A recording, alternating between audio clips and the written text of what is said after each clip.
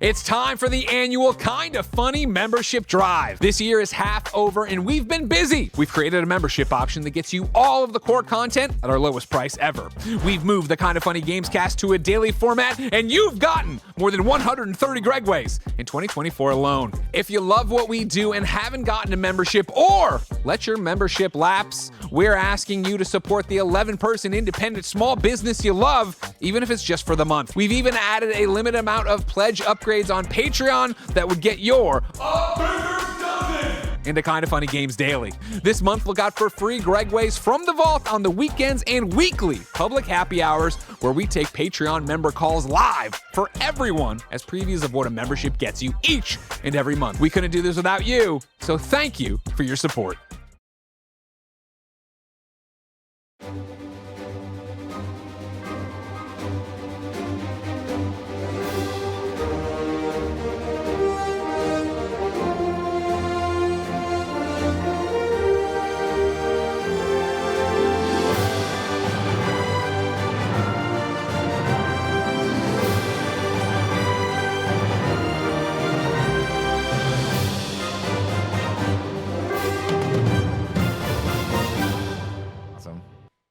What's up and welcome back to Kinda Funny's MCU in Review. This is truly where it all began, everybody. Of course, I am Tim Geddes, your host of this illustrious show that I really appreciate you allowing us to do each and every week right here on Kinda Funny. We rank, review, and recap different movie franchises, and every once in a while, we rewatch some movies. But it is pretty rare that we rewatch and rank movies, but in the last couple weeks, we have been, because the multiverse has been broken open, we've been going back to some of the more classic, that's a word to use, Fox movies of yore. The in-review franchises are incursioning. There's incursions happening, Andy. Exactly. Thank you. That'd be a good one. That'd be a good theme song for me. Okay. You know? We are Rihanna. Na na ya, na na na na na. Remember her? Yes, of course. Still around. And pictures on the wall. Don't even talk about it. Got a man over there. I think his name's Logan. And the universes are closing in on each other. Deadpool makes so much money.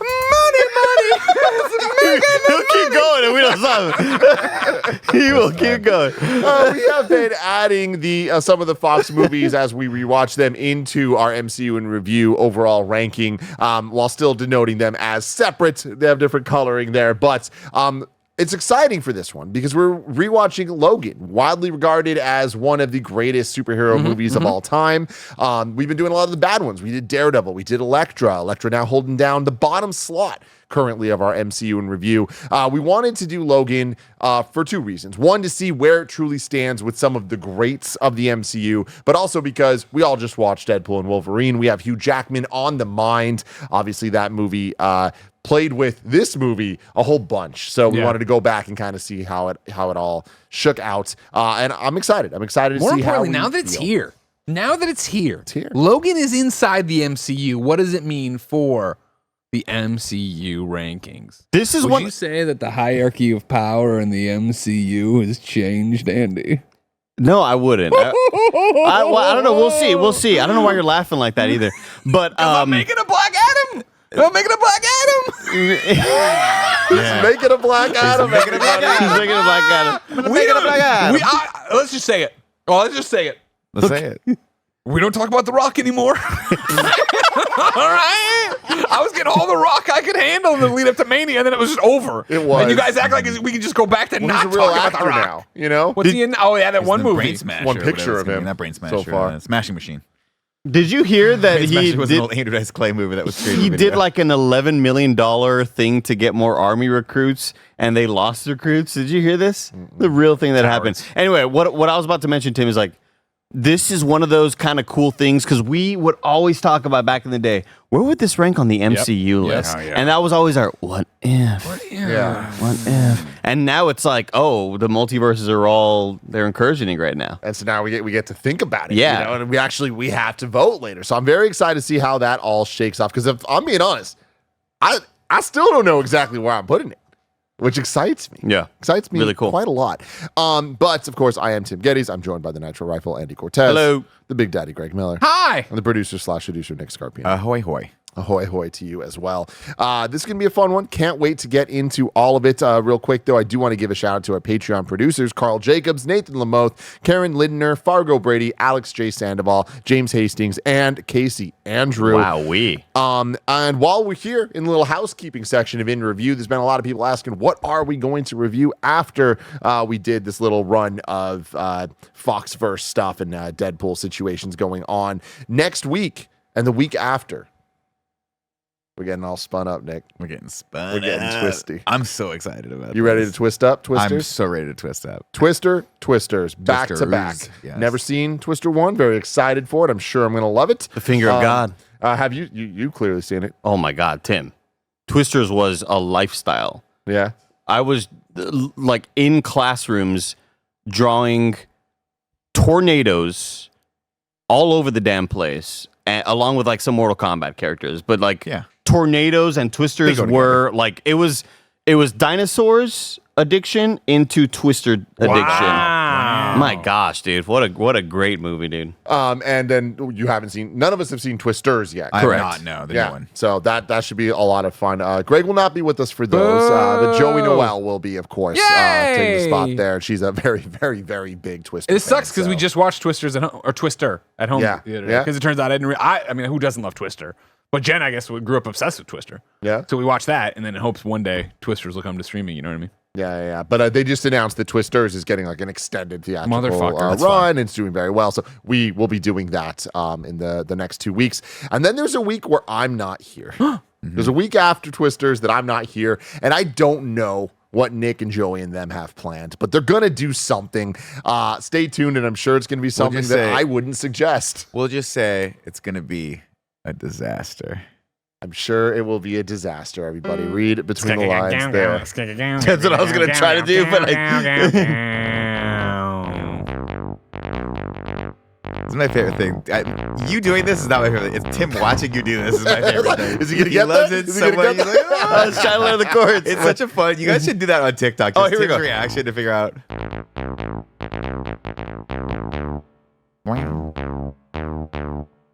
The C key. The C C key always gets stuck, everybody. Why don't you have Kevin open that thing up and destroy it? After that, we're getting to leading into the release of the new movie. We will do Beetlejuice, leading into Beetlejuice, aka Beetlejuice 2. Very excited. Yeah, very excited for that. Beetlejuice. As well. Beetlejuice, everybody. Let's get into this, though. Logan, released on March 3rd, 2017. Now, I need us to take that in. I need us to take in the fact that is more years ago than I feel like any of us would have expected. Closer to 10 years than it is to 5. Exactly, Andy. Or wait, Andy, were you even at KF yet? Oh yeah. Oh, yeah. March. Damn. Wait, no, I 2017. was here April 2017. Wow. But I watched it as a part of In Review. Yeah. Oh, that's right. Okay. So yeah. it came out right Yeah. as I was getting here. Yeah, because this came out even like this was before we did In Review. So this was we just did a review on We're the liking morning movies. show or something like that. We're just enjoying movies. Yeah. Movie people. So it just, I don't know, something about this hit me hard where I'm like, man, this still feels like, a couple years ago this happened. But it's like, this was a couple years before the worldwide pandemic happened. Yeah. Wild stuff, everybody. Directed by James Mangold, who's known for his versatility in tackling a range of genres. Mangold made his debut as a film director with Heavy in 1995. Best known for the films Copland in 1997, Girl Interrupted in 99, Walk the Line in 2005, 310 to Yuma, 2007, and then he did The Wolverine in 2013, and then Logan in 2017, the latter of which earned him a nomination for Academy Award for Best Adapted Screenplay. He then directed the sports drama film Ford v. Ferrari, which Nick loved. I did like Ford versus Ferrari, yes. And that earned him a nomination for Academy Award for Best Picture. He also then directed and co-wrote Indiana. Because there's a Ferrari movie that I watched with Adam Driver, so I had to go to my brain. See, I thought it was just a very polite way of like bringing it down. Because he was like, which Nick loved. And you're like, I did like Ford versus Ferrari. I was trying to figure out which movie was the one where Adam Driver does the ridiculous Italian Star accent. Wars Force Awakens. Show me the girl. Show me the girl. And he also did Indiana Jones and The Dial of Destiny, the most recent Indiana Yeah, Jones that's right. movie. Yeah, All and right. then Yeah, I like that one too. soon he is. He already did, but the movie's not out yet. Pretty good resume. For sure, absolutely. A Complete Unknown, the story of the boss, Bob Dylan. That's not what people call That's what they but call him. That's what they call Born him. in Yeah, I USA, listen to Bob the Dylan. podcast. I Boss listen to the Dylan. podcast. Boss Dylan. Boss Dylan. Yeah. This one had a runtime of 2 hours and 17 minutes, and the music was done by Marco Beltrami. Hola. Nick, do you remember who who Marco Beltrami is? I don't. The Scream franchise. Oh, Yeah. interesting. Scream franchise, the Resident Evil movies, a lot of the horror movies of that ilk. Terminator 3, and then in more recent times, we got some superhero fare with Hellboy, the Wolverine, Logan, and then Venom, Let Them Be Carnage. So he's out there. The music doing in some this stuff. very tastefully done, I thought, and I think very, very, very Western themed, which I don't think I picked up on the first time. I don't think I really paid attention, like the Shane symbolism and that he is that character and a lot of the stuff that's going on there. So by the time we get to the end of it, and it's just that like I love that. him song. hunting everyone down, and it's that sort of harmonica style, like pulse pounding, Badass. but very, very simple Western style music. I was like, damn, this guy did a great job. Very impressive score with this one. Like not necessarily like melodies that are going to get stuck in my head or like themes I want to come back or whatever. Just very, very, very well suited for each scene scoring. I also didn't really appreciate it in the past, but this time I was like, oh shit. Same here. Same Marco here. got the stuff. It looks like we're born in the USA. See what he did there?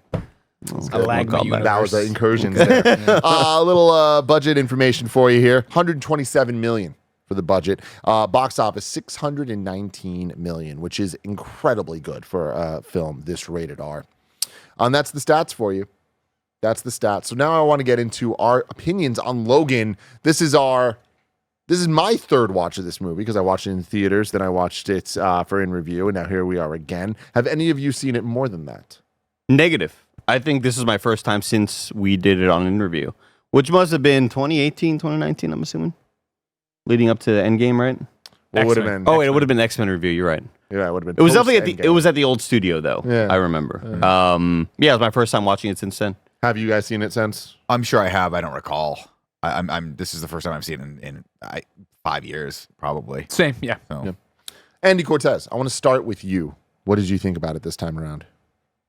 Opinions haven't really changed. I watched it the first time. I was like, this movie bangs, man, and it still does. It's dramatic when it needs to be. It hits all the right notes. I think the performances are freaking fantastic. I love seeing just the slow downfall of this character we've known for so long, and you know it's happening. Reminds me of Arthur Morgan. He got that tuberculosis. You kind of get that tuberculosis. Oh yeah, sorry, A lot of people are tuberculosis. waiting for it to be in 60 frames. It's really really sad, man. It's quite a heartbreaker at the end. But I don't know. I think the journey and the ride is really fantastic. For as much as I still love this movie, I don't think I love it as much as I did the first time. I think upon rewatching it, there's like enough kind of weird decisions and writing moments that you feel like, well, we need this next thing to happen, and how are we gonna get there?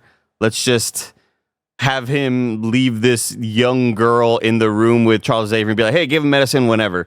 Like those are little moments like that. I'm like, in order to get this next awesome, really, really tense scene, we need to have sort of like a throwaway writing moment of like, there's no way you would expect this young girl to just kind of like be responsible enough to give this old man medicine in order to not possibly destroy the whole town. I thought that was just kind of like, Wolverine wouldn't do that. He knows better than to do that. Wolf. But I don't know. I still freaking love this movie. Very, very good. I, like you, Tim, am really kind of excited to see where it's all going to shake up. I don't know where it's going to land on the MCU list, you know? Greggy. I'm the opposite of Andy. I like this more on rewatch. Yeah, I haven't watched it since we did X-Men in review, and it's that thing I think where you just put it on the back burner of, yeah, Logan's a great movie, obviously, duh, blah, blah, blah. The way I was enraptured, you know what I mean? Like starting it and kind of like being like, all right, well, I'll watch it while I do something else just to get refreshed on it, remember where I did this, blah, blah, blah. And like literally opening credits, like before you even see it, I'm like, oh, right, they're stealing the car. Oh, right. And like just locked in. Like it is a fucking film. Like I love this thing in a way I didn't think I really loved it. And I was shocked. It's one of the few pieces of media, I feel, since Ben, that is like, oh, this hits harder for me. Like the goodbye at the end with the tree stump. You know what I mean? I was watching it right before just to get back in that place to make sure I wasn't just soft on it. You know what I mean? Last night. But for some reason, it just hits a little bit harder and different for me being a dad now. Where it's like, oh, wow, that's more poignant than it was poignant back then, obviously. Yeah. You know, I'm not taking away from it. But like, I love this movie more, I think, here. And I cannot wait to get to ranking because I got some things to say. Oh, wow. Like, I think the hierarchy of the MCU and reviews about to change Black Adam in theaters now. It's Go sign not. up for the military or not. I'm not sure. Nick Scarpino. I mean, I'm right with Greg. I love this movie. I think that it's been top on my list of not just greatest superhero movies, but like all time bangers for me since I saw it. Watching it back again, it's always great to do this because you catch little things you didn't see before, and I think it hit every bit as hard. To me, this is one of those rare films, like Greg was mentioning, where it is a superhero movie. And if you were to rank it against any other superhero movie, it's going to be top on the list. But to me, it sits in that very special category of like, it's not just a great superhero movie, it's a great film. And that you can really only say of the genre, you can only put it next to like Dark Knight. And watching this back and having it still hit emotionally and having it still be such a grounded, realistic version of what this universe would be and how it feels like when you're watching, you're like, yeah, it's obvious. That's what this should be. Yeah. But no one had done it up to that point. And having Hugh Jackman sort of this be like the real goodbye to this character, all that hit really hard again last night. And it's actually really cool that we watched this after Deadpool and Wolverine. Because I feel like that was a fun, silly, like farewell to the entire X-Men universe. Whereas this really was like hey, we know how much this character means to everyone. We know how much it means to the team and to Hugh Jackman, and we want to do this right. And that last scene, every single time she takes the cross out, turns it over. Oof, dope. Yeah, it's wonderful. It's a great movie. It's also really 10 out of 10. easy to kind of look past Patrick Stewart's performance because it had been several years since I'd seen Patrick Stewart on screen, and I just assumed like, oh, he's just a really old guy now. And like he's not. He's doing a really, really good performance of a super old guy. And then It's such a different version of Professor X. yeah, but like I mean in terms of like the mannerisms and the voice and the sort of stuttering and things like that. But then we see him pop up in Multiverse of Madness and it's like, oh, that's right. That's how you are. Yeah. This is you playing like a version that's like 20 years older than how you actually are. And that is, I think, like so hard to do for somebody to like, it's always really, really obvious and bad whenever an actor is trying to do an old person voice. And it's just, it never quite works out. Yeah. I thought the closest was probably in a superhero movie, probably Chris Evans as old Cap in Endgame. Like, No, I don't think I will. Yeah, the something about the voice and the delivery was so awesome. And like Patrick Stewart in this movie is just so fucking god tier. And when he's having that final moment in that bed, all I could think of is the either Family Guy or American Dad cutaway of acting. Like, god damn, he's so good in this movie. Yeah. Yesterday, I watched Deadpool and Wolverine for the third time in theaters with my brother. And it was just as much What a of a cool guy, I blast. think. He fucking loved it. Yeah. Had the best That's time ever. awesome. And he is so out. First Deadpool movie he's ever seen. Wow. So didn't expect any of that shit. And then also he's just so out of like the story. And he's seen just a smattering of the movies here and there, like some, doesn't like others, doesn't really understand how it all connects, but he had a blast with this one. But watching that and being able to appreciate it for all the reasons that we've already talked about on the in review for that movie, but even just the Hugh Jackman of it all and the acting that he put on display in that movie and his take on that version of Logan and dealing with his past and everything, watching that directly into watching this, it's just like, damn, dude, him playing this character, we are so blessed that we get so many different takes on and iconic versions of what the Wolverine can be and what it can mean to Hugh Jackman and us and everything in between. Watching Logan again, I'm more close to Greg and Nick on this, of like this rewatch cemented this on a different level for me. I've always loved the movie, but I feel like anytime I've watched it, I've always had some criticisms of the CGI is bad enough that it gets in the way of my enjoyment of some of the scenes, and like specifically like the car chase stuff. Interesting. And where I feel like they like kind of like went out of their way to have some higher stake action stuff that I feel ungrounds it a bit, and they couldn't keep up with it from a budget perspective. And then the other big thing is, are we really getting another Wolverine v Wolverine? Like it's the same type of clone fighty stuff and all that. Watching it now, I feel like both of those criticisms I do not care about at all, because this movie feels way more siloed and outside of back then. We were getting Wolverine movies literally like every 3 years something was happening, and X-Men movies and everything in between. So it really just felt like, oh, this is the best of what we've had. But I feel like it really took not watching it for so many years at this point and seeing it with the context of everything that has come post Endgame and everything, that this movie is a masterpiece to me. This is a 10 out of 10 on the Kind of Funny scale. Like this movie, Tim. Preached him. like really, really, really does so much so well, and not just well, like as well as it possibly can in the medium that it is. And bringing up it's a film and stuff. I don't think that a lot of comic book movies need to be films. I think that they can be comic book movies, and doing that is just as difficult a goal as making an incredible film. But to be able to do both, I think, is the most impressive thing. And to Nick's point, like I think that Logan and Dark Knight stand alone for what they are trying to achieve.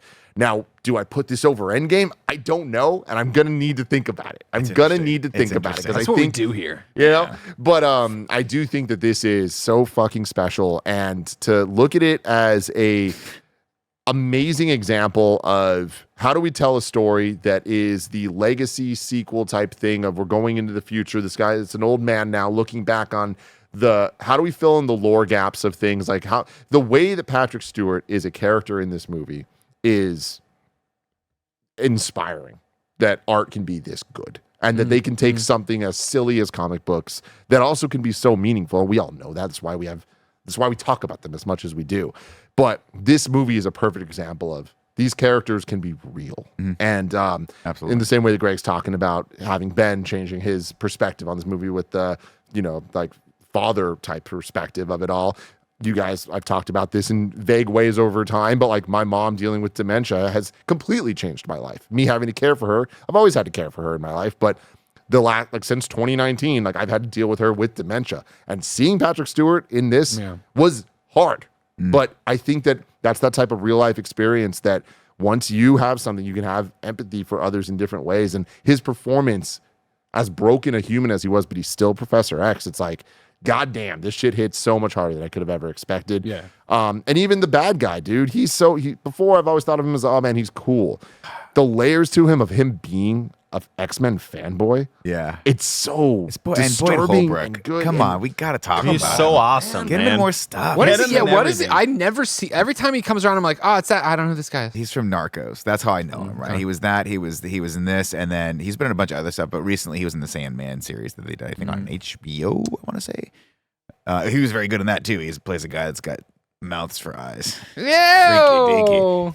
But yeah, Tim, I mean, I absolutely. I mean, there's so many great scenes too, where like just the chemistry between Patrick Stewart and Hugh Jackman, two guys who have been acting opposite each other for now, like what, at this point, 2 decades we're getting into with them. And the scene that always gets me is the one where they're sitting there pretending to be father and son, but they're not really.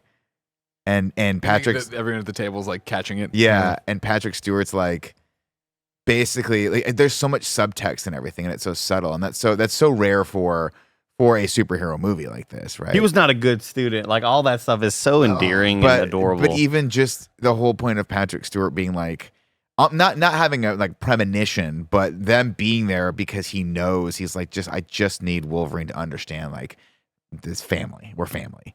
And he needs to see her as family. So they need to see, like, there's that one where he's like, we're risking all these people's lives, but you're like, but he needs to know, like, we are actually family, and this is your daughter. And all that's unsaid. It's just so good. And I think, too, there's such depth to the world that we're in this movie that isn't just like, oh, man, this is referencing Storm and referencing this and all that stuff. Thank you. The way that they build out these AI cars, essentially, and like who's controlling these cars, and it's like, was that on purpose, was it not, when they like drove him off the road, and like the whole slow reveal of the corn syrup being like poisoning the mutants and being the thing that stopped mutants from existing and all this. It's like, God, there is so much real political shit here that doesn't get in the way of this, and also doesn't feel like I love Days of Future Past for what it is, but like the government story of the Sentinels and stuff, it's goofy comic book stuff. This is, I just think, such a great job of we can understand the eradication of mutants as a species and how the government would slowly behind the scenes make that happen. And now there's this group that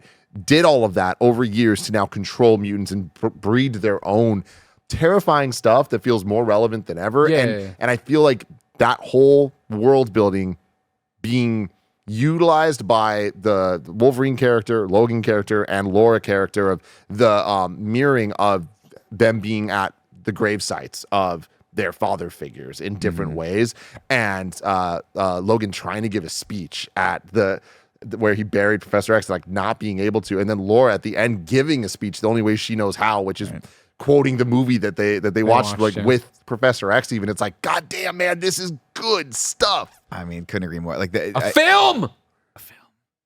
The world itself, I think, is so beautifully and subtly built in this, right? It is a near future. They never really define what's going on because life went on. People are fine. It's kind of a shitty future, and it's specifically shitty if you're one of the few mutants left over.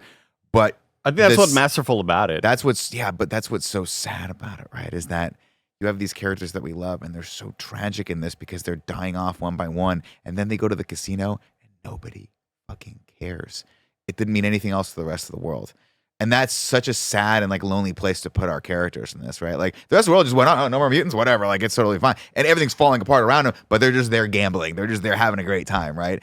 And all of that is not even said. It's just, they just show us that and they create this wonderful, fucked up, dirty world that Wolverine has to go through. And he is the character, the only person that's tough enough to actually get us through it.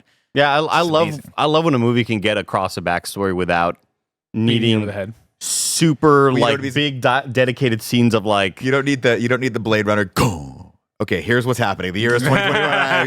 we got all this shit we got to go, or the original Dune where Dune tried to make up for like 30 fucking chapters in the first book, and it's just a monologue for like 40 minutes of Princess Rulia. I'll be like, okay, here's what we're gonna do this way. I just love the couple lines of the corn syrup. No, it's for the drinks and whatever, you know. And then more hints, and then you get the scientist guy being like, no, like we were trying to like just stop all mutants, and we did it. And that's all it really requires. It doesn't.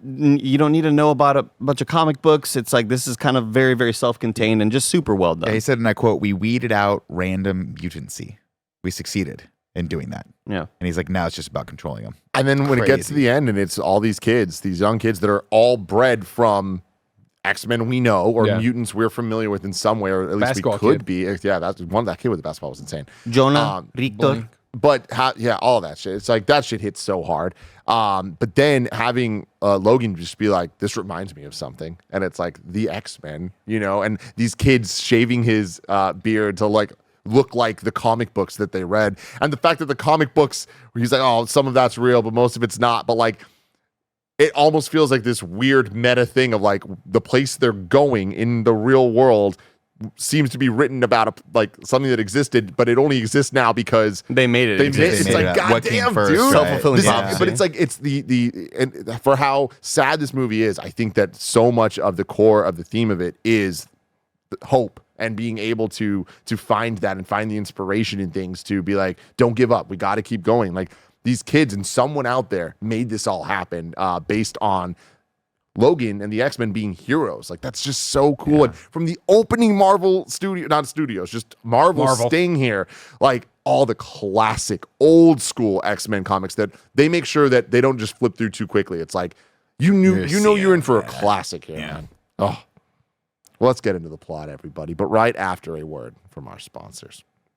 This episode is brought to you by Shady Rays. Get ready for the season ahead with quality shades that are built to last. Our friends at Shady Rays have you covered with premium polarized shades that won't break the bank. Shady Rays is an independent sunglasses company that offers an unrivaled product that's just as good as any expensive pair that we've worn. Y'all know I've been outside a lot playing Pokemon Go, and it's been a great experience wearing my Shady Rays when I'm out and about looking dope. And that's not all. Shady Rays offers the most insane protection in all of eyewear. Every pair of sunglasses is backed by lost or broken replacements. If you lose or break your pair, even on day one, they told us they will send you a brand new pair, no questions asked. You can wear your Shady Rays with confidence because they have your back long after you purchase.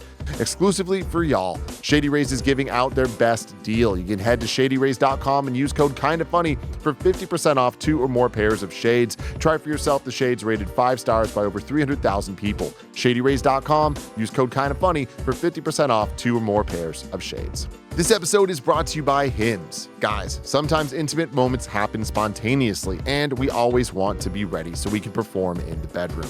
Hims has treatments that can help you stay hard and last longer, giving you that boost of confidence so you can be ready whenever the mood strikes. Hims is changing men's healthcare by providing access to affordable sexual health treatments, all from the comfort of your couch. Hims provides access to a range of doctor-trusted ED treatments, such as chewable hard mints, proven treatments like Viagra or Cialis, or their generics for up to 95% cheaper. No insurance is needed. Pay one low price for your treatments, online visits, ongoing shipments, and provider messaging. And the process is simple and 100% online, so no uncomfortable in-person visits necessary. Start your free online visit today at hims.com/kindafunny. That's HIMS.com/kindafunny for your personalized ED treatment options. Prescriptions require an online consultation with a healthcare provider who will determine if appropriate. Restrictions, details, and important safety information. Subscription required. Price varies based on product and subscription plan.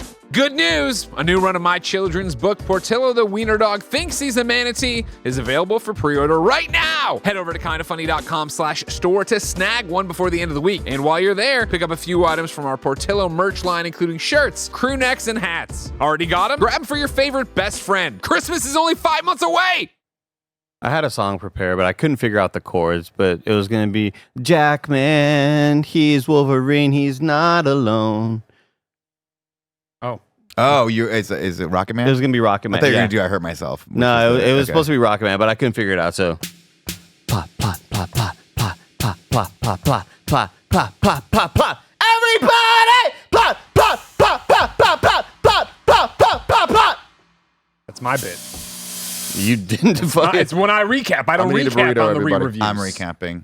Welcome to the plot Fuck you, man. You're right. for the 2017 classic. Eat your Logan. fucking tacos. And also, Tim. shout out to Tim, who's going to eat on camera, which we usually I'm don't eating do here, burrito. but he's on his 3rd show in a row. Thank I you, would Tim. like to and have a calls him- conversation about eating on camera. I think we should always eat on camera. That's me personally, because I always forget. You Ladies do and it gentlemen, Logan. Do it anyway. There are no guns in the valley. Wolverine is hammered. We started off, and he's in the back of that limousine. And what a great way to start off a character we haven't seen in a while. Just up against it. Of course, he's a limo driver now. And these guys are trying to steal his wheels, and he's like, guys, and he's just being super cool about it. He's like, guys, you're gonna strip those. They're platinum's coated. You're gonna chip him if you do He's that. like, whatever. The guys shoot him. He gets up and he tries to pop his claws, and this is just a great moment for where he's at. All of them come out except for one. One of them just can't quite get it up, and that's just where old man Logan is right now. Of course, he destroys Body's Sound breaking familiar, down. huh? I mean, hey man, I don't need One it in five. anymore. One in five. That's why I got married. What's up, Andy? 1 in 5 men. What? 1 in 5 men. 1 in 5 men. It's true. 1 in 5 mutants. This episode's brought to you by Hims.com. Hims. Yeah, we are brought to you by him, sir. Use it every day. The hair pills, not the pee-pee pills. Finasteride. The pee-pee pills. One day. One get day. there.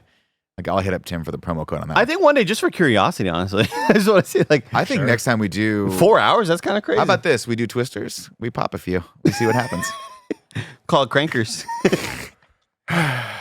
Anyway, this is a great scene. I love specifically in this scene too, where he's so up against it and so desperate that when they go to shoot at the car, he jumps in front of the car because he's like, "Don't shoot the car. I don't have the money for this." Right?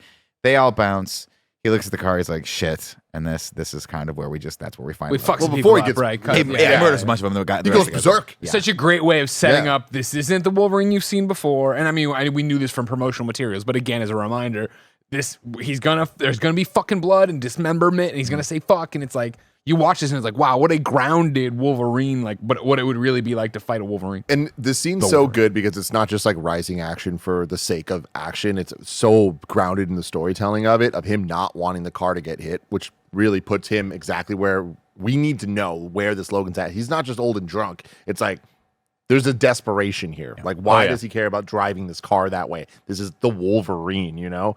And when he's with this group of people and like he ends up berserking out and like ripping off one of the guy's arms, but it's the arm with the gun, and then it shoots the car. He gets even more mad and then just starts freaking like impaling everybody.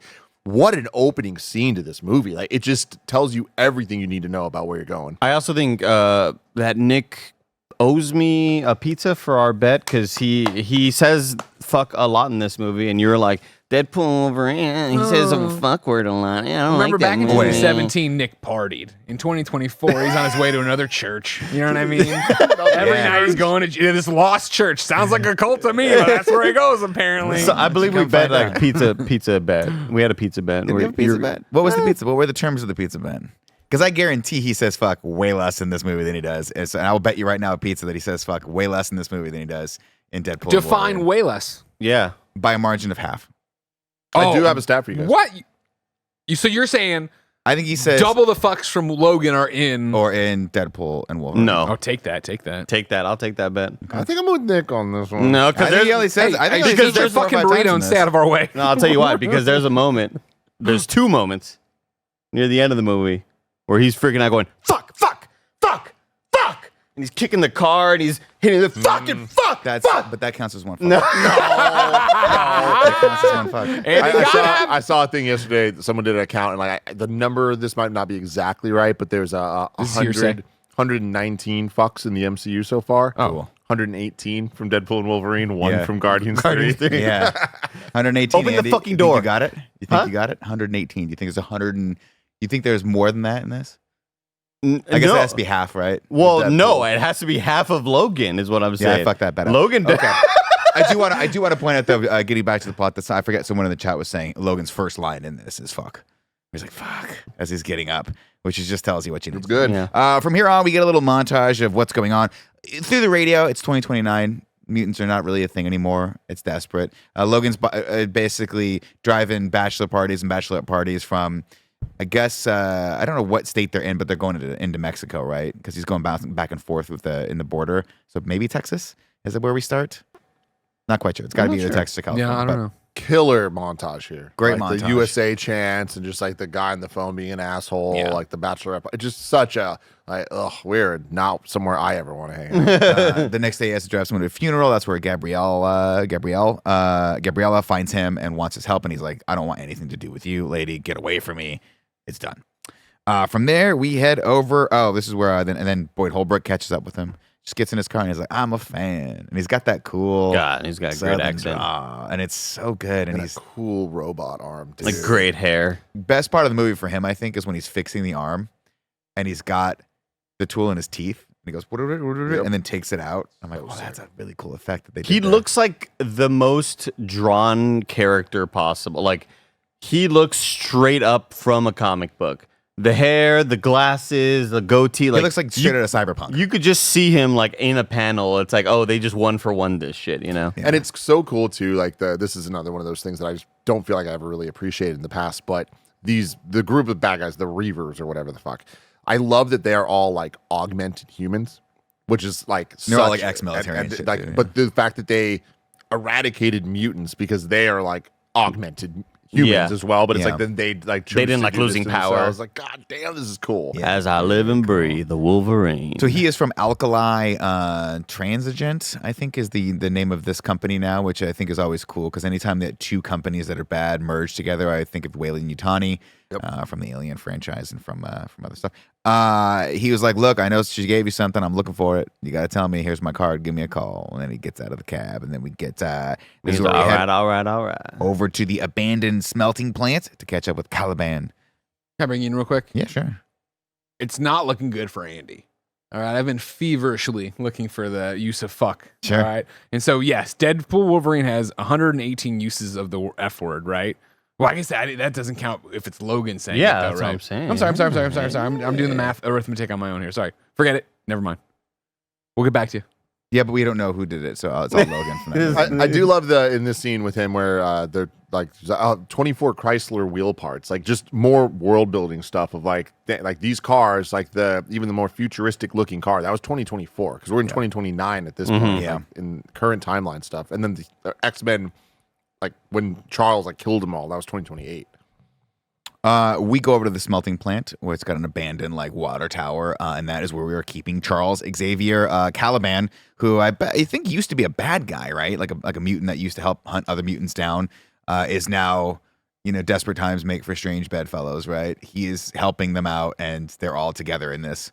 Caliban is one that I'm not very familiar with, but yeah, the idea that he's a mutant tracker is very cool, and specifically towards the end when they were just like, that was a great tracker, like we should like keep his DNA. Stuff, it's like, oh, that's fucked up. But remember, Caliban the character was also in X-Men Apocalypse and was very different than this, and those movies came out, if not the same year. Like he was when they go to basically he's like a merc, right? Like that's what's anyway. That's very very fascinating casting. I love Stephen Merchant as this character.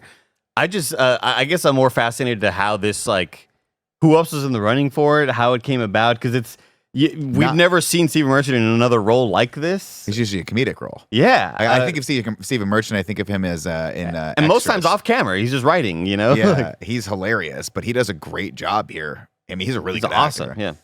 He kills another one. Again, when I'm talking about this movie, like once you start watching it, I felt like I couldn't stop. I couldn't take my eyes off screen. And it is the fact that everyone they introduce absolutely crushes their part. Where it's like, damn, like you are a Stephen Merchant, who's the funny guy, right? And from fucking Portal 2. I know he's also from other stuff. But, Portal 2, it's like, oh man, like you're really not being funny here. You are occasionally, but not in like the over the top way. And everyone just keeps crushing. Mm-hmm. I'm going straight to the source. I'm DMing Ryan Reynolds. Okay, cool. Okay. Tell me we have a pizza bet. Tell me if you could add a couple more fucks in for the like DVD release. That'd be great for me. I said it. Shut up. From here, this is where we meet Charles, man. And it turns out, I mean, this is a dire situation, right? They are trying to get medication for him because he is suffering from dementia, advanced stages of dementia. And for a man who has the most powerful mind on the planet, having losing control of that mind is basically he's a weapon of mass destruction at this point, which is what Boyd Holbrook explains. And that's crazy to think. And this is why I love X-Men, and this is why I think I love this movie, because it's so complex. But it's very, very simple. Like they're in a bad place. Is Ryan Reynolds calling you right now? I gave him my number because he's not going to give me his number, so I just gave him my number and I gave him the star 6-7. I said Nick stresses that there's a pizza on the line for the bet, so it's serious. Perfect. Oh wow, okay, I appreciate it. No Huge. problem. Well, hopefully Ryan calls us back. That'd be nice. Did you tell me we only have like another hour? Yeah. Okay, great. Please, I know how to fucking talk to Ryan Reynolds. Yeah. Perfect. With where you're driving there, Nick, a little bit, like I really appreciate that because this movie happened when it did with comic book movies and with X-Men and Logan specifically, there was nothing to lose and there was nothing on the line. Like this was the end of the story. So, and also it wasn't at the point necessarily in the same universe as the other X-Men movies. So the writers and director were able to just be like, nothing's off the table. And like they literally, the proof of that is they got Professor X. Like they probably could have had any previous X-Men, any storyline they wanted. And I think that you really kind of see that creativity flourish in this movie because it's like every single choice, every character, having Caliban be the one of 3 old school mutants in this is like very, very cool because it felt like not like, oh, who do we have access to? Right. It felt like we have a story to tell. Who are the best people for the story? And I think X-Men at its best when it's kind of dealing with those moral issues in the stories, right? And there's nothing more conflicting morally than basically where we're finding Charles here. They're keeping him prisoner here for his own good, quote unquote, but it's really for the good of the rest of the world. But he's not happy. He's being basically tortured. And he can't remember why. Can't remember why. He's a prisoner of his own brain, let alone a prisoner of his water tank that's not working because he's getting these signals from other people. Love that he's getting signals of like radio transmissions too, because he's like doing a Taco Bell commercial and stuff, which I never picked up for the first time. But he is like, look, someone's out there. They're out there, and you need to know what's going on. I just wish for more of the team. It could have been, I am your protector, Charles Xavier. You are the psychic Caliban. You are the tracker. We need to find more people. Basketball boys, shoot that 3-pointer. You know what I mean? Like everybody here has a role. You know what I mean? Get in the paint. Maybe some people were off the table. You know what I mean? I heard Basketball Boys. Unfortunate. Was a little too high. You should have been recast. You should have been in Deadpool and Wolverine as basketball. 3-point background. Yeah. Andy, can I take a walk with you real quick? What's up? Yeah. I was driving to a gig last night. Mm-hmm.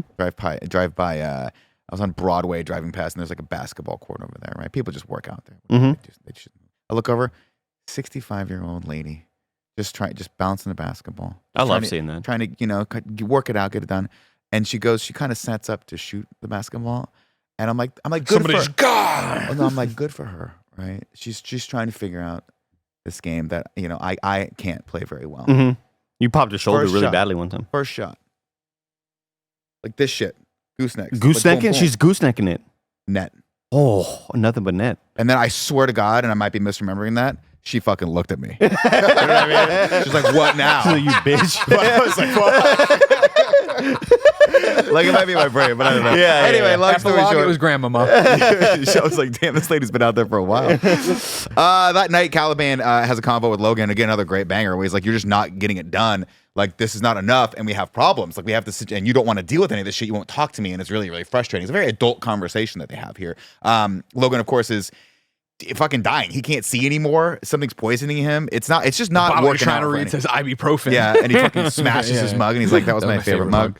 I do want to shout out the one moment we see Charles Xavier talk is when he has to give him the pills, and he goes, why don't you blow on them and make sure they're safe? And he goes, fuck off, Logan. And they have this now back and forth, very, very witty, but also very, very antagonistic, as he's screaming, of course, you're waiting for me to die when Logan's leaving.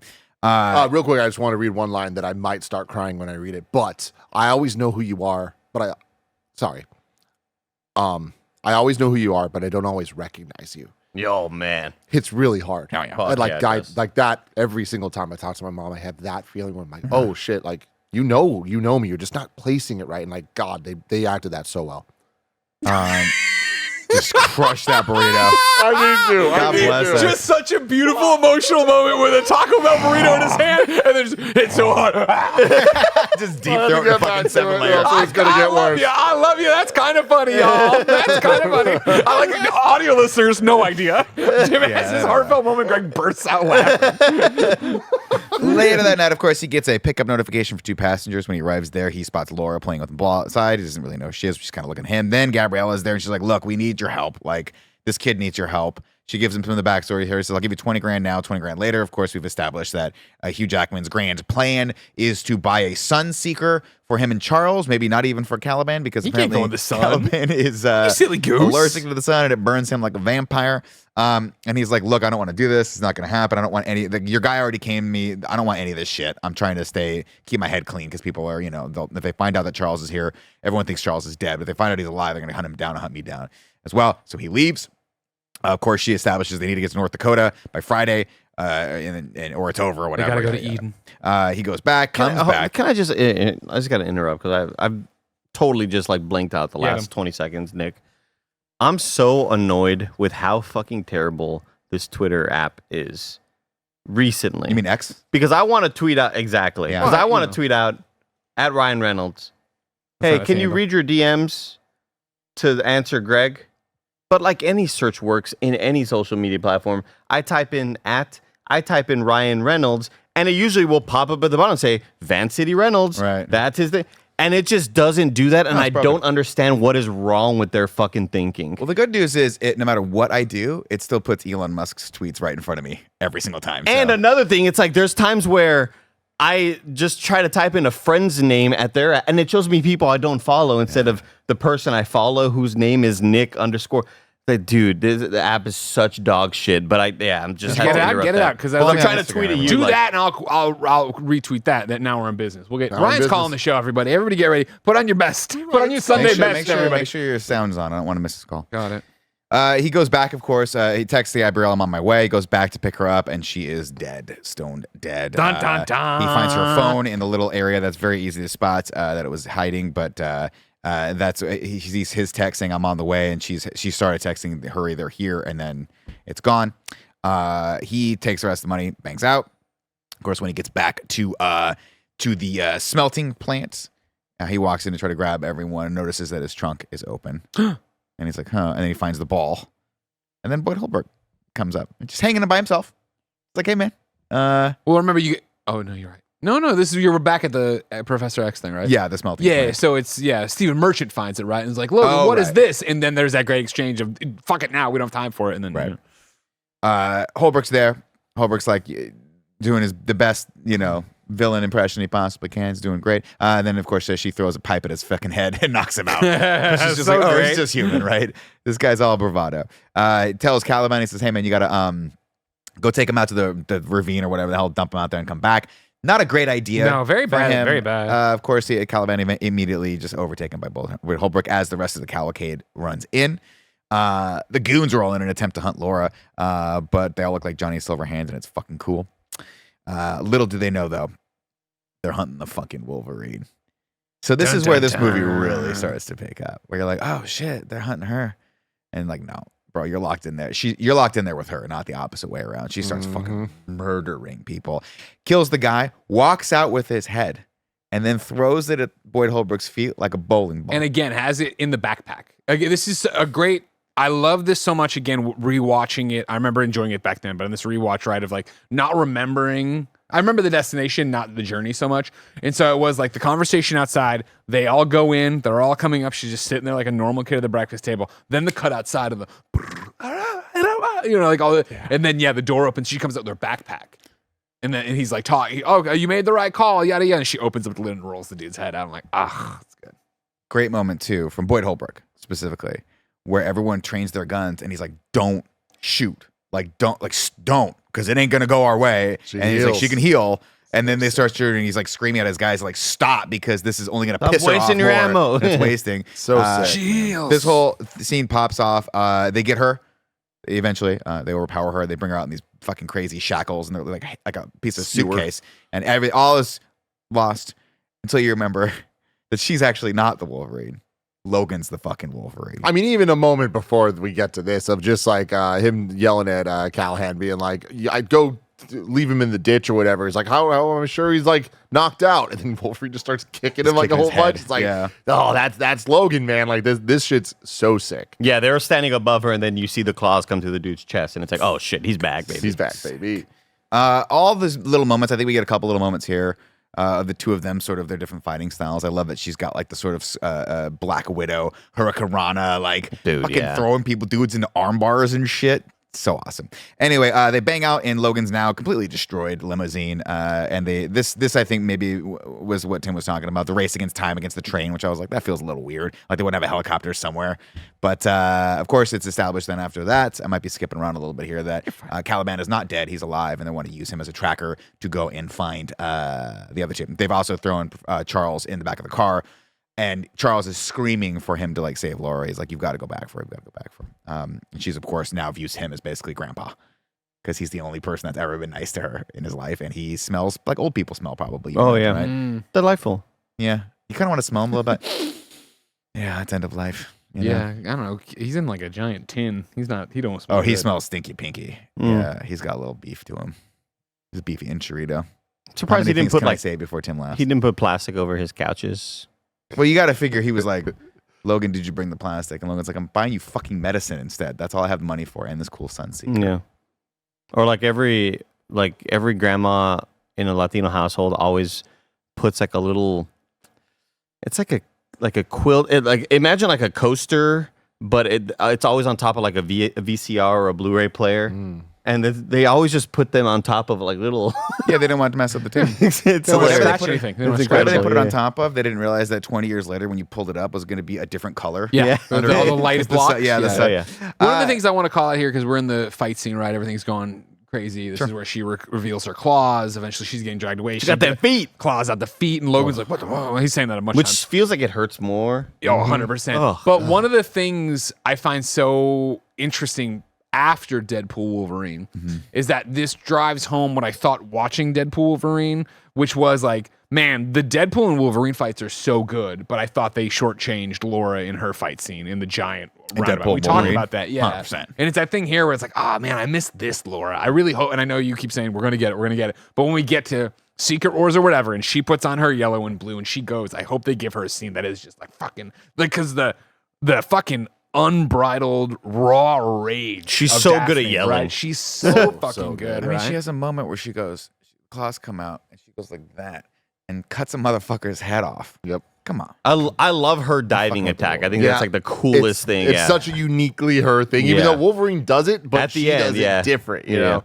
This is where we start laying out the scenes of like, look, dude, she's your daughter, right? The claws in the feet. That's a hereditary thing. Like a female, like a lioness, like a female lion. So cool. They have the claws in the feet too, so they can protect and also hunt, and that's what she is now. And he's like, Logan, she's your daughter. He's like, I don't fucking know who this is. They of course stop for gas. He's like, and as they're yelling at each other, we get another great line where he's like, Logan, I have to pee, and then we just cut to a scene of father and son, like the son helping his dad pee because the dad's old, and it's so good, man. such a good scene. You just see from underneath the stall, and they're just You know there's love there, even though they can't express it. And the Trust me, I'm not looking. The Yeah, he's so frustration annoyed. that Logan has is so good. Yeah. From here, we get the snack sequence. She's just snacking. I mean, she doesn't know. She doesn't understand. She got to Rules. pay for these things, right? She's never really been out of the lab. She grabs those sunglasses that are going to be an Easter egg later. We're going to see those in Deadpool versus Wolverine, right? This is where she got them. I don't think it's a spoiler. It's just proving that it's the same person. I mean, it goes without saying, but like the ties between this movie and the Last of Us story, and like even just some of the visuals, and like even the pipe being thrown, and like them in the car together, and the progress of time of how everything goes. It's like shocking how similar they are. But good stories are good stories, and they can be told in like similar ways that still have different results. But I think that the job they did with Laura being this like, she was built in a lab and like never got to see the world at all and is now experiencing it for the first time. The moments that they chose to like explore that through, I thought just every time were amazing. Like whether it's just her in the store or her in the car as they're driving, just like looking out at everything. It's just like, it gives everything this like amazing sense of wonder for, again, a very dark and dreary story. I love the moments here too, because we're starting to get like in those moments, we're starting to get Logan becoming a dad, right? There's the first moment we see of him really kind of doing the fatherly thing is when she's like, the fucking thing's not working, and she goes to pull the claws and smash it, and he stops it, and he goes a quarter, and he goes, last ride. Yeah. No more after this. You're right? welcome. And You're he welcome. walks in, yeah. Walks in. Of course, this is where we get the dude that looks exactly like Aaron Taylor Johnson, and he's like Weird. She's about to kill him. Well, she didn't see it coming. She's about to kill him, and he stops.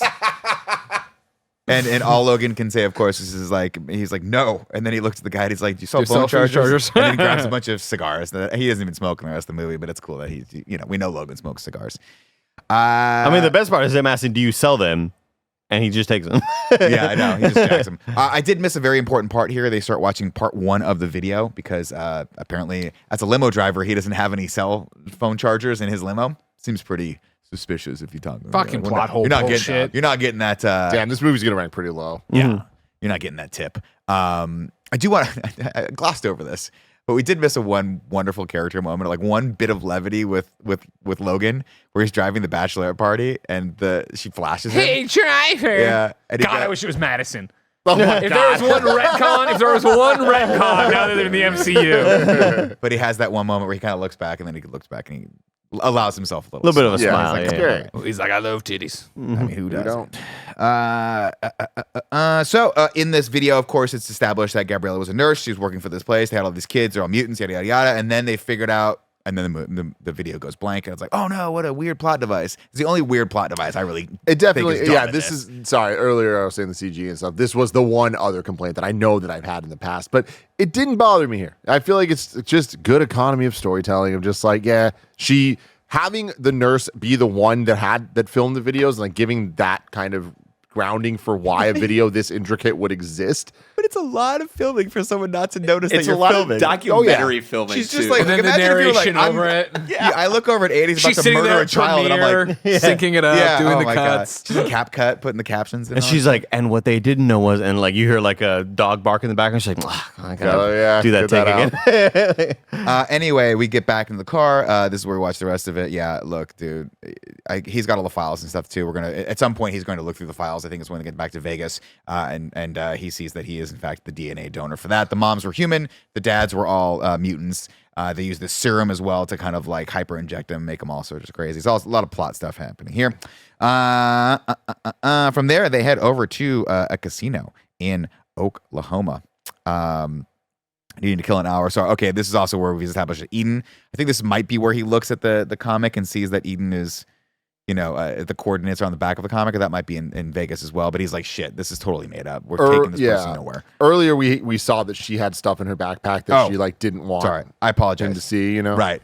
He takes that stuff. They go to the Oklahoma City. We have that wonderful moment where he's like, she needs new clothes. So they buy the new clothes that father and daughter mannequins are there. Go up to the hotel room. He goes, give him the 2 pills. I got to go get us a new car. Goes over. She's like, it's going to take an hour. So he heads to the pub, and this is where he starts looking through everything. This is where he realizes that Eden's bullshit. It's something that the kids literally read in a comic book.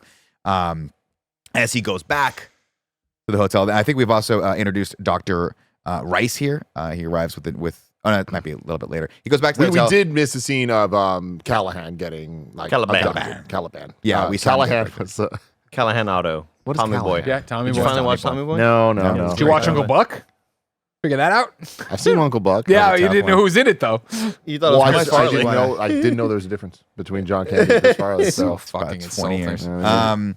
How much you want to just fucking throw your phone on the ground when you Don't get me started. All right. Don't get me started. J.K. Halloween Simmons should be Town. him. Oh, I'm Wait, is so he already better in the stupid. MC? I'm Oh so my god, I'm gonna get out of here. What an idiot. Fucking You're flip blank. my car You're right blank. We go over to the hotel. Yada yada. He's like he's reading through all this stuff. As he goes back, of course, he sees all the guys there, all the goons, and then it happens. Another seismic event, another seizure. Everyone's frozen, and I love that the only person that can withstand this is Wolverine and Laura. They're the only people that can actually kind of move. barely though, for Barely. different reasons. You know, Laura being new to this, and Logan being like at the end of it all, like him, like just God, the him- scene of him going down the hallway, man, and then killing everybody one by one. And just they're like fucking seeing it coming. rips. They're like, "Ugh, so good." Awesome. I kind of wish they had started the seizure moment a little bit farther along in his journey up the hotel, like through the hotel, up the elevator, in the hallway. I wish it was just the hallway because there is a little bit of a weird comedic beat where it starts and he's like, "Shit, I gotta go," and it keeps going.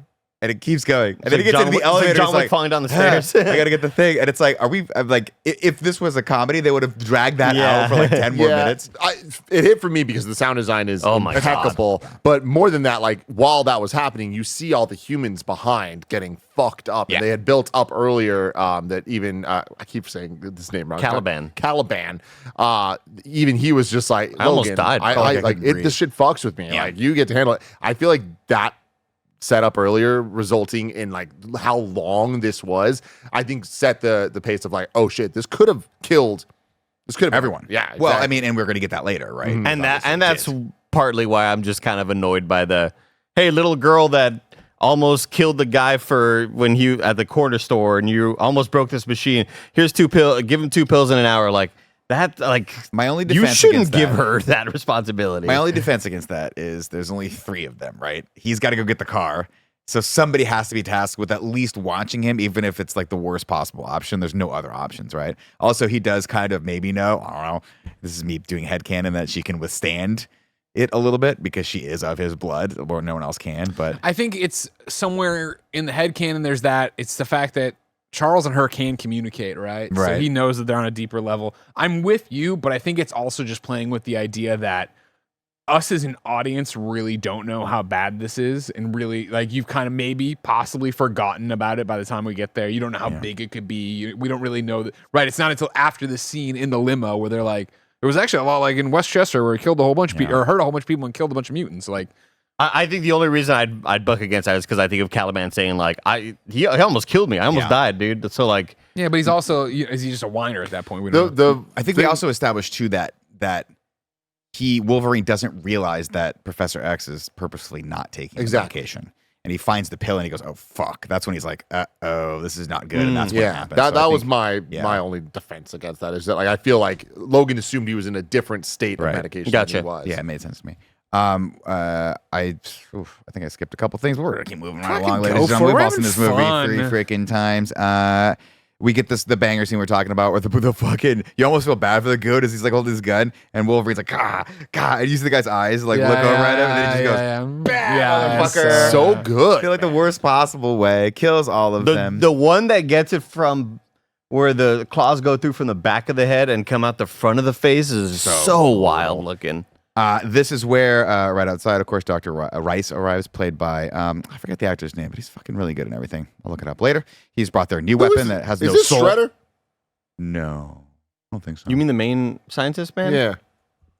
He's a British actor? Yeah, he was. I remember him. Oh, I remember him in the Hudson Hawk. Something. He was the bad similar. guy in Hudson Hawk, which I love. Richard E. Grant. Oh, he thank was you. in, Loki. Loki. Yeah. And then was he? glorious purpose. Yeah. Wasn't he in something Star Wars? He was in Rise of Yes. Skywalker. He was in Is the that bad. coming? He was the guy at the very Yeah, he was like, on I'm the Skywalker. hardcore Empire guy, and then the redhead man is the guy who betrays them all. There you go. Off we go on the road. We're out there and we get this auto truck, all these auto trucks. And it's funny because I never read this. I think maybe when we first watched it, I read it as maybe someone was programming this. But I read this now as nobody fucking cares about anything in the future. And these auto trucks just go by so fast that who gives a shit? And Yeah. if they run someone over, who cares? No, I just said it because they have the conversation later. Yeah. Like with Oh, okay. where the neighbor I missed or that. not neighbors, but the house people are just like our land is being taken over from every perspective, and like there's been attempts on our lives in ways that were like it's clearly a planned attack. And you know what happened to you guys earlier, like I wouldn't be surprised if that was part of it. It's like that's so fucking cool. Wonderful moment here, of course, where they have to I mean, this to me is probably the sort of point where Logan really commits, or at least it's the inception of the committing point, right? Where he's like, Logan, we have to help these people, and he goes, someone will come along. And Professor X goes, somebody already has come along. Yeah, great line. Like, fuck. He's like, fuck, you're right. They, of course, help the horses. Is he Shredder? No, just William Fichtner looks like Richard. Oh, yeah. Remember him? Not from the same country, but... You disagree? Yeah, I don't Dark think they look Knight. alike. Yeah. Not that much, no. There's a couple years in between them, too. When he goes, where's Wayne Grow? He's like, how the hell should I know? He's like, Eric LaSalle playing Mr. Munson here. Do you remember Eric LaSalle from ER? It's great. This is where they invite them back. They invite them back for dinner, and this is the only other moment where you're like, you shouldn't go. These guys are all gonna die if you go back. Like Professor X, I get that you want him to know family, and maybe you're omniscient and can see the future a little bit, and you see what's gonna happen. But maybe we don't kill these poor people for absolutely no reason. Laura has never seen a horse before too, so she's sort of transfixed by them, which is really cool. We go back. I'll tell you straight up, Laura, they're not that smart. They can't read. You're going to get fed a lot of bullshit from people about how smart these things are. Right. Tim, you can't bring up a photo of John Candy and Chris Farley and give me a, I don't know, shrug. You can't do that. They were just These are not two people that ever get confused. That's just, you just think all fat people look like. Next year, you're going to make a photo of me and be like, is this it? And he's doing the William Fichtner thing with Richard E. Grant, and they don't look alike either. Richard E. Grant looks more like me than he does. Fichtner. Am I Richard E. Grant? I mean, like, the space between the nose and the upper lip. Between. And, different dudes. And he's an artist. I take his word for this. Yeah, thank you. From here, they have the wonderful dinner scene where Logan's trying to be a dad, and there's something's up, but it's basically 3 generations of the Howletts, which is Logan's real last name, which is cool. From here, we get a touching scene with Laura where she's never really heard music before, so he's like, you can borrow until tomorrow. The water shut off, and he's like, shit, they're at it again, so we have to go over on an adventure. He's like, I'll take care of it, and Charles just goes, my son would love to go and help you. He's like, damn it. And of course, when he gets out there, the 2 guys that try to rough him up, they just don't know who they're fucking with. And he just schools their asses. He literally snaps the double barrel shotgun over his knee like it's a baseball bat. And he's like, get the fuck out of here, basically. Like, don't come back. They come back, and you think it's Logan. And this is where we get the most gut-wrenching scene of the entire movie. You think it's Logan that is waking up Charles, and Charles finally remembers. He has one of those moments of clarity where he remembers what he did, and he's like, the dinner that we just had was a rare moment of the best time I've had him in a long time. And I don't deserve it because I remember what I did, and it was tragic. And did we ever get to the bottom of like what that happened at Westchester? Yeah, we heard on the radio. Yeah. It was just like, this is the 1-year anniversary of the Westminster. He just whatever killed a lot of thing. people, right? Like he had the Caesar shit. Yeah. And It was the all same thing X-Men. if you didn't stop it fast enough, Right. So he killed people, but he didn't kill the X-Men. He did. No, he did. all That's of who he them. was with, yeah. Okay. He killed all the X-Men. So that's really fucking sad. Oh, yeah. And he's having a heart, and you think that Logan is going to put his hand on a comforting hand on him, and he sink and just fucking shoots claws right through his chest. I would have cut loved over, to have and been it's there in the Logan with a theater when shaved this head. happened. Oh, it was Because like just terrifying. Cuts to the bald head first, the shaved head of Logan. You're like, oh no. Yeah, And it's paced out so perfectly. Like I don't know if they could have done this sequence better. It's fucking horrifying. Then one by one, the kid finds him. He fucking kills the kid. Then he kills the mom. And then Eric LaSalle comes up. He kills him. And he's just like, and Logan pulls up and he's hearing the screaming outside and comes in and just finds, like, sure enough. They just look at each other. Well, they're all dead. Yeah, he just walks right by him. That's and he's like, awesome. what the fuck? Down the stairs and Yeah. the twist. This shit's so good. This is one of the scenes that I feel like if I look back on the old screencast or whatever review of this, I might have been a bit more critical of. But watching it now, I think the entire buildup of this family and then the massacre of this family, every scene they were in was just like the perfect build to get where we need to go and have this amazingly beautiful and then terrifying, like tragic death of Professor X. Like it was just so sick. From here, the assholes from earlier show up with more assholes, not realizing that They're not now like these assholes. they're not up against Logan, who has learned temperance throughout his years. They're up against this blank slate X-24 who has no soul and has not been call taught them anything soulless. but rage, and he just fucking murders all these guys. He gets into a fight with Wolverine. Wolverine tries to beat him up. He gets the shit beat out of him. And then Eric LaSalle, Mr. Munson, hits him with the car, pinning him, and then blows his head off with the shotgun, and then turns to Logan, has a moment where he's like, and then pulls the trigger, but there's no more shotgun shells left, and then falls to his death. Film. Cinema. As the Italians would say. From here, we pop back into the car.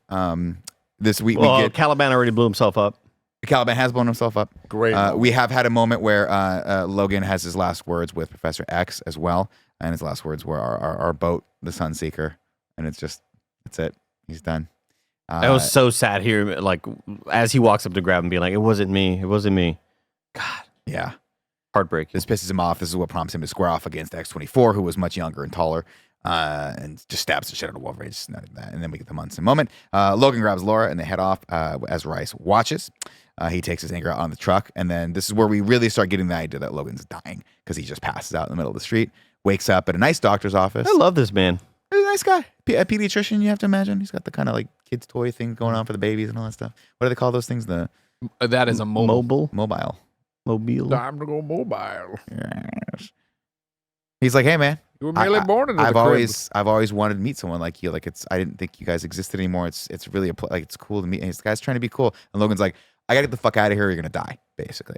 And he goes, no, we gotta run some tests on you because something inside of you is killing you. Like probably thinking it's some sort of cancer or something. He's like, no, I know exactly what's killing me, and it turns out it is the adamantium that It's my was put skeleton. a long time ago. His as his mutant abilities have slowed down a little bit. The adamantium's poisoning him, is actually now killing him, and it's taking over more and more every. I just would have been like, let me get some fucking Neosporin or antibiotic ointment in that fucking belly wound. Because you have like these just crazy claw. Let me get some ointment in there, put a little patch on it. But instead, you're going to get your shirt all bloody. You know what I mean? He's got no time for this, Andy. Let me rub it in The there. bloody shirts are another great touch of this movie of just like, yeah, they can heal, but their shirts can't. So like seeing Laura get progressively like bloodier, it's like pretty sick. It's just like Die Hard, where his shirt starts white, but by the end of it, it is just brown, red. Awesome. Ugh. You'll know that He one day when you He watch it. shitted himself. Shit myself. Shit, my shirt. Turns out Laura can, in fact, speak. She speaks both mostly Spanish, but she does speak words of English as well. So funny that every time I watch it, this feels like a big reveal moment. And like, I guess that it kind of is, but like, that's just how good this story is that like her just saying something makes you go, oh, whoa, crazy. Yeah, especially with the Eric LaSalle thing of him being like, how long has your daughter been like that? Mute, you know? Since the beginning. Yeah. Wonderful father-daughter moment here where she's like, I want to go to North Dakota. She starts rattling off all the names of her friends. She has to go there. And he says, no, it's too dangerous. I'm not taking you there. And she just fucking like punches him. He's like, fuck you, Dad. And he's like, stop hitting me. He's like, stop hitting me. You know, it's that moment. From He's here, like, fine. Okay, we'll fucking go. We'll show you how wrong you are. Pierce, of course, is fixing his arm, and he turns over one of Gabrielle's pictures that they had found, presumably at that Logan had left behind, and he finds the coordinates there, and he's like, okay, I know where they're going. Meanwhile, Logan is trying to drive, but he's dying. And this is a great, I think this is, for me, one of the top 3 moments of the film. This is where she tells him, like, you have to stop. And he's like, no, don't worry about it. Eventually comes to a stop. She gets out of the car, and then passing sort of the proverbial torch, gets into the driver's seat, pushes him over, and she takes him the rest of the way. I mean, her saying that you're dying, you want to die. Charles told me. What else did he tell you? Do not let him. So So crazy. good. God dang. I think at one point they had, I don't know if it was here or not, but they have the discussion of the Ant-Man build-ups later. Logan wakes up and he spots Laura in there's a mountain cabin high atop the rocks. He passes out again, and so we cut to it. This is a great little sequence. We cut to the stretcher of the kids like pulling him up, and when he gets up there, he has a glimpse of all of the young kids, just the young kids, all the young mutants, and it's really, really cool. I have a this part's kind of always just sticks out to me because they were at this antigen. What the heck was it called? Whatever this facility was. And something. Which one? Transigen. Transigen, right? Transigen, yeah. With all of these scientists, right? And we see the footage of the woman doing her little documentary, right? and like, and There's a guy with the sound. then we see the villain talking to them, being like, "Comprende?" Like trying to, fucking kill it, whatever. He's, dishing out all these rules. but Laura's like one of the only ones who like had like I just assumed everybody would have had a little Spanish accent, a little Mexican accent there, because that just seemed like what all the workers were. It seemed like the kid, because there's that main kid, Ray, I think, or whatever his name is. Victor. Yeah. I don't know that does he have an accent? I mean, he seems like, he comes from a Hispanic background or something, but everybody else is just like, hey, what's going on? Yeah. It's like, oh, you lived your whole life in this thing, but you just talk. Maybe that's part of the mutant gene. Maybe. Or maybe it was just, I don't know, maybe they came from other facilities, potentially. Maybe they had burned the whole different thing down. nurses or doctors. That's fair. Whatever Gabrielle was. We see the serum that Dr. Rice was giving them. They start giving that to Wolverine to kind of help him out a little bit, but he's like, that stuff's going to kill you. He's like, no, you got to take a little by little, and it'll help. It'll help you. Right? He passes out again, and this is where we get the best little moment of levity in the whole movie, where we see the kids looking at him and looking at the comic book, and then we see little kid scissors coming in, and they're giggling and giggling, and they wake up. Adorable. And I love this because I don't think I realized it really until maybe we did last time, but Tim was talking earlier about like what's real in this universe, what's not, what was make believe, what did they see the Wolverine as. I don't think I realized it until now, where they're cutting him in his likeness, but that's not really what he used to look like. That was just a comic variant of what people thought he would look like, but he really just has a beard. Does that make sense? Yeah.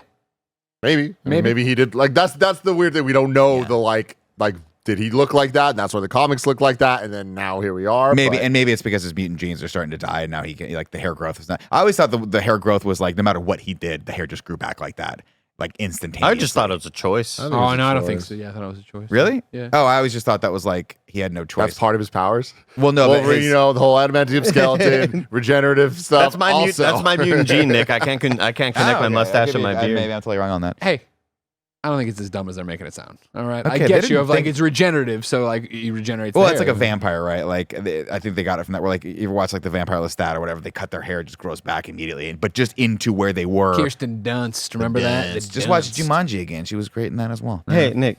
Here we go. I think this guy's fucking stupid. All right, like it was dumb what you were saying earlier. Okay. Continue. Ask him how much he spent on a PlayStation 5. DJ Relevant. got my Hudson Hawk reference. That's all that matters. We go from here. He's like, look, these are bad people. And the kid's like, look, here's your money. You did your job. And he's like, great, I'm done. And Laura sees that. He gives the money back, but it's not enough for Laura because she knows that she wants him to like go the distance with them. She gets pissed. He gets pissed. She's like, what is this adamantium bullet? And he goes, look, Charles was right. I was going to use it to kill myself. It's the only thing that can kill us, which seems again like we're a little plot hole there. Why? Because, I mean, wouldn't the bullet just go right through his skull and then he just regenerates? Why would We've already covered this. We know it very well. If he did that, all it would do is erase his memory. Good point. But I guess since he can't heal his time, maybe it would just, Yeah, probably. But I really appreciate this scene because there's the real brief, like, millisecond hesitation where you see it on Logan's face of like, am I going to tell her what this is or am I Yeah. not? Mm-hmm. And I feel like a lesser movie would have been like, character growth. I'm like not going to tell her that, whatever. He fucking tells her. And I think that like that made this elevated so much more because they were then able to commit to the storytelling for like one final act that I think brought it all together in such a great way. Great scene, too, while this is happening, where she's like, they're bonding over their sort of shared trauma, but she's like, I've hurt people. And he's like, yeah, I've hurt people, too. But they were like, my people, you have to learn how to live with that. And she goes, well, or he says that she's killed. And he's like, yeah, I've killed too. You have to learn how to live with that. She goes, but all the people I killed were bad. And he goes, not me, but it's still the same. You still have to live with the fact that you've done these things. And it's like a great moment. And it's of echoed teaching. so perfectly at the speech at the funeral. Fuck.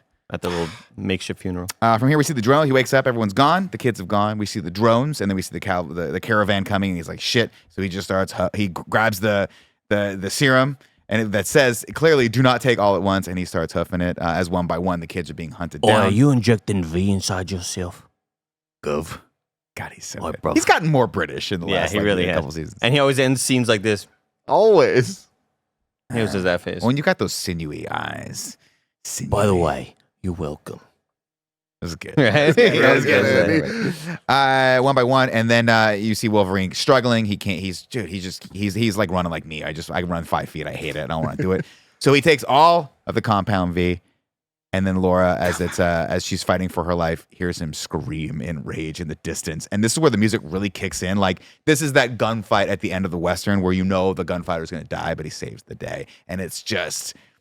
the shootout at the OK Corral. It's 3:10 to Yuma. It's all these moments, and he's fucking everyone up and running into him and plunging into him and stuff like that. It's magic, great. man. This shit is so fucking sick. And again, it's funny because it's like you look at Logan, when we talk about Logan, it's like, oh, the father-daughter, and it's like such a grounded, real story.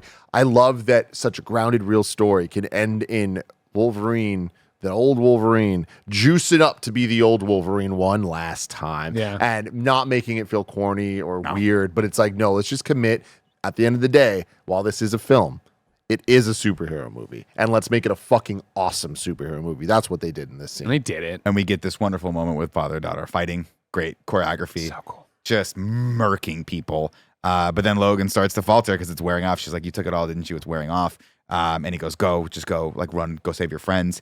This is where Rice comes up. And we have that wonderful moment where he's like, hey, yeah, like we were trying to kill you guys for a long time, but I figured, hey, it's the food, Hey, right? whoa. We figured it out. Like we put all these gene therapy into food, and it basically just weeded you guys out over the last like 10 years or 20 years, whatever it's supposed to be.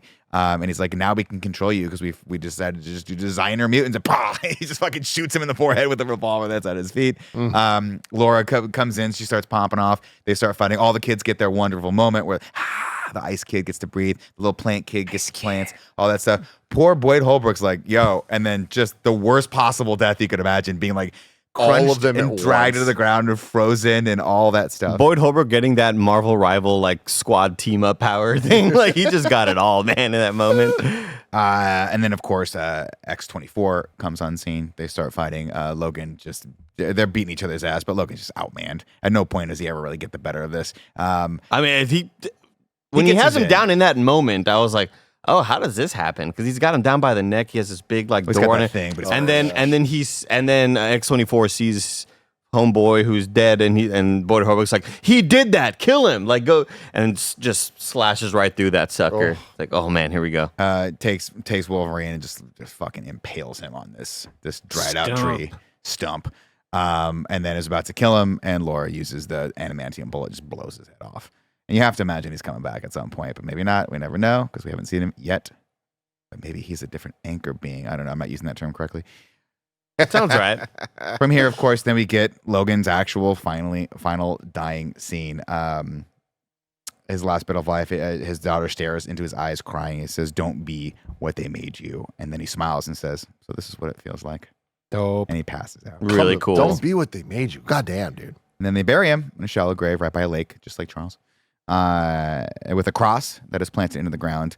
Laura gives the eulogy, the only words she knows to say, which are the words that she saw in Shane, which ends with, there are no more guns in the valley, meaning everything is good as we make our way to Canada. And as the rest of the kids make even just seeing the kids here, we see this kid in the sling. Like I like that they are mutants. They are stronger than others, but it's like they can get damaged, but they're going to keep going. And then we see the little, like, potentially Jubilee kid with holding the Wolverine action figure, which is so fucking awesome. Cool. And then we get the. And then as the rest of the kids leave, Laura stops for a second, picks up the cross, turns it, jams back to the ground. Badass. And then you hear that. I hear Johnny Cash, and it just feels so perfect with the Monica Logan Rainbow title Logan. splash. This It's is so Logan. clean. And speaking of the title splash, which I really love because it's so simple and just all it needs to be. And also, just the movie's called Logan. It's not Wolverine. No. Like, that's pretty goddamn badass.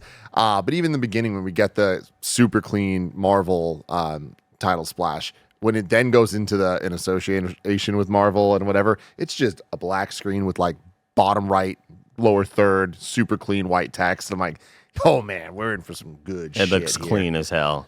We are in for the shit. Now it's time for something I like to call RaGuBaGu. RaGuBaGu. Because it's dying, you know what I mean? Yeah, Not yeah, us, but exactly. Logan. What's up, everybody? Welcome to Rad Guys Talk Bad Guys podcast. One of the podcasts that started it all. If you're unaware, we rank and review all the bad guys of the MCU. But we also did it for the X-Men. So, of course, they're already ranked. We don't need to worry about this. Right now, Pierce, Logan, and X-24, Pierce, Logan, X-24, from the movie Logan, are sitting at 25. That's mid-tier of B-tier. Yeah. So mid-Bs. You got Memento Stepmom from Werewolf Among Us or whatever above them. And then you got Stryker from X2 below them. This doesn't feel bad. Doesn't feel bad. No. It's back to what we're talking about, I think, right? Where it's like, you know, having what's the guy's name that we like that I never remember? Boyd Holbrook? Yeah, thank you. Boyd Holbrook. He's over there, right? With Remember the Cumberbatch. Anyways, he's got the motivation to be an X-Men fanboy, and that's, you know, whatever. Yeah. But it's like, the movie is so character driven by our Yeah. main cast, our good guys, right? That like putting them up and have X-24, okay, cool. It's like, on the one hand, yeah, just fight another Wolverine. But on the other hand, it's like, cool, but it's still, you know, it's like this. They're in a place where B tiers are very good, very respectable. If you I ask feel like me. they're perfect bad guys for this movie, but that's not the point of this movie. Yeah. I think Boyd Holbrook's performance is freaking fantastic. I think the kind of villain backstory of everybody becoming poisoned, that's something I factor into like what these villains are doing. Sure. Like I like I think that. that's really, really awesome. But British dude didn't like he was service. He did his job. He wasn't anything that, and I think if he tried to be, that would have taken a lot of the focus away from Logan and everybody else. Yeah, I think B's perfect for him. B is perfect, and that's where he shall stay. Yeah. That's RaGuBaGu, everybody. Now it's time to rank the Marvel Cinematic Multiverse. We have 52 Marvel projects currently on the list. If you're watching, you can see highlighted in yellow are all of the Fox Universe movies that we have been adding. Although Deadpool Wolverine, Andy, that should be white. That should be white. Because that's MCU. Yeah, it is. Marvel Studios. I thought you were just making me color them yellow because they were New. new. Oh, no. Because, like, you know, I want it's the MCU Okay, rankings, gotcha. but, like, if we're adding more, you know, because, like, some Gotcha. people. Since that's the crossover, I honestly think it should be like a white D, a yellow E, a white A, a yellow D. I like that. I like that. Well, everybody, here we are. Currently at number 1, we have Endgame. At number 52, we have Elektra. And there are many, many movies and TV shows in between. We recently ranked the Deadpool movies. We had Deadpool 1 coming in at number 9 on our list, Deadpool 2 coming in at 16 on our list, and Deadpool and Wolverine right behind that at number 17. Where should we start with Logan? I mean, With the arguing, or do you want to narrow it down, or what do you want to do? Well, let's start with narrowing it down. Okay. Do we all agree it's top 10? Yes. Yes. Okay, we all agree it's top 10. Do we all agree it's top 5? Yes. Yes. Okay, so that means we need to decide where to put Logan with number 1, Endgame, number 2, Infinity War, number 3, No Way Home, number 4, Spider-Man Homecoming, and number 5, Captain America Civil War. I know where. Where? And we may as well just put it. I'll go edit the PSD right now because that's where it's going to lie. Oh, wow. It's going to lie at number 3 underneath Infinity War. So Endgame would be number 1, Infinity War number 2, Logan number 3. That's where Andy Cortez is locking in his vote. And it's one of them things. I think it's a better film. I like those 2 movies more than this. Yeah. When you get here to this top 5, God bless you, MCU. You know what I mean? Yeah. What a journey we've been on. well, what thank you for a your bunch of service. movies we've had. I think say it's pretty. I was going to say pretty for some reason. I would say for casting my vote, I would put it at number 1. I think that in a way, Andy already said it to a degree, but like it is checkers chess where they are going for very different things. I think our top 5 here are great superhero movies, and then you bring in Logan. And I hate to be this reductive, and it's not 100% true, but it's almost bringing the Dark Knight over to fight. That was for sure the DCEU, but even that's way too insulting. I would say the Batman in review. You know, I mean, like you're bringing somebody in who's playing a different kind of baseball here to really get in there. But I do think it's like when I think of rewatching Endgame or Infinity War for sure.